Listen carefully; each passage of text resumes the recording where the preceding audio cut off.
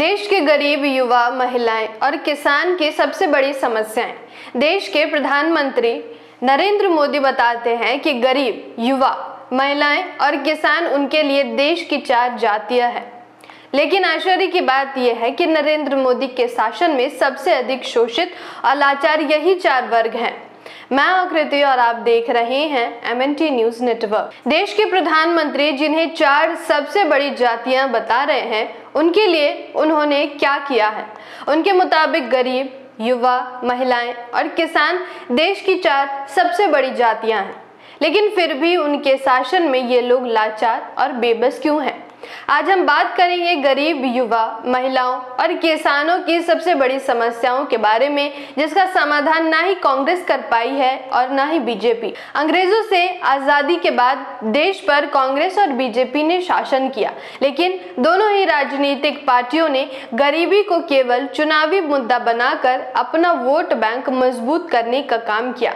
आज भी देश के प्रधानमंत्री ये दावा करते हैं कि 80 करोड़ से अधिक की आबादी को सरकार मुफ्त राशन देती है। तो क्या इसका अर्थ यह है कि आज भी देश में 80 करोड़ से अधिक लोग गरीब हैं? आंकड़ों की माने तो भारत में लगभग 19 करोड़ लोग भूखे पेट सोते हैं। ये संख्या national health survey of AFO 2020 के अनुमानों पर आधारित है, जो बताती है कि भारत की 14% आबादी कुपोषित है।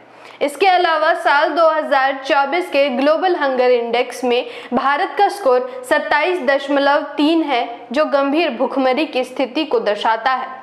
विशेष रूप से 67 लाख बच्चे 24 घंटे में कुछ भी नहीं खाते, जो वैश्विक स्तर पर चिंताजनक है।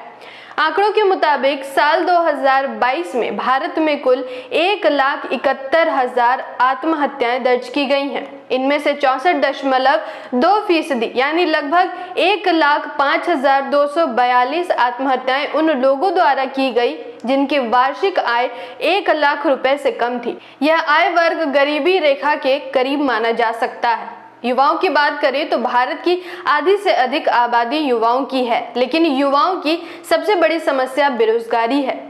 साल 2014 के चुनाव में रोजगार एक अहम मुद्दा था। युवाओं से हर वर्ष 2 करोड़ नौकरियां देने का वादा किया गया था, लेकिन इस वादे को पूरा करना तो दूर, सरकार ने इसके आसपास भी नहीं सोचा है।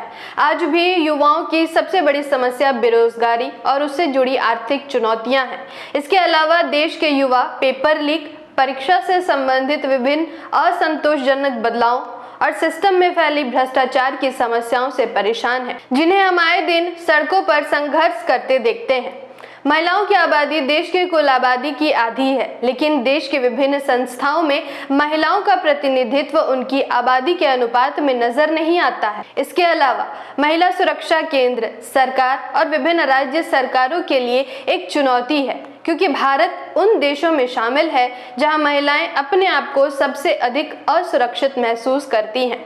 आंकड़ों के मुताबिक भारत में प्रति 1 लाख महिला आबादी पर महिलाओं के खिलाफ दर्ज अपराध साल 2022 में 66.4 है, जबकि 2018 में यह 58.8 था।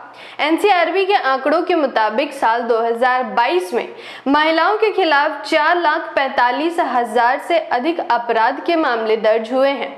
आंकड़े ये भी बताते हैं कि भारत में हर घंटे 3 और हर 20 मिनट में 1 महिला दुष्कर्म का शिकार होती है। अगर देश में किसानों की बात करें तो ये वही देश है जहां 3 कृषि कानून लाए जाते हैं, जिसके खिलाफ सैकड़ों किसानों ने आंदोलन किया। आपको याद होगा कैसे देश भर में किसानों ने सालों तक आंदोलन किया था। इस दौरान कई किसानों की जान गई।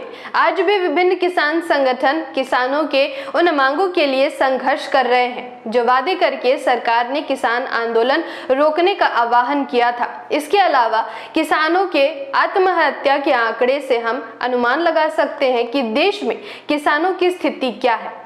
साल 2022 में भारत में कृषि क्षेत्र से जुड़े कुल 11,290 लोगों ने आत्महत्या की, जिनमें से 5,207 किसान और 6,083 खेतीहर मजदूर थे। बताते चले कि यह आंकड़ा देश में कुल आत्महत्या पीड़ितों का 6.6% था। जागृति के इस मुहिम में आप हमारा साथ और सहयोग दें। जानकारी महत्वपूर्ण लगी हो तो वीडियो को लाइक और शेयर करें। साथ ही हमारी अगली वीडियो सबसे पहले देखने के लिए चैनल को सब्सक्राइब करके बेल आइकन को प्रेस जरूर करें। धन्यवाद। जय भीम, जय मूल्यमासी, जय संविधान, जय भारत। MNT न्यूज़ नेटवर्क को सब्सक्राइब करें, लाइक और फॉलो करना ना भूलें। साथ ही बेल आइकॉन दबाकर जन जागृति की मुहिम में जुड़े रहें।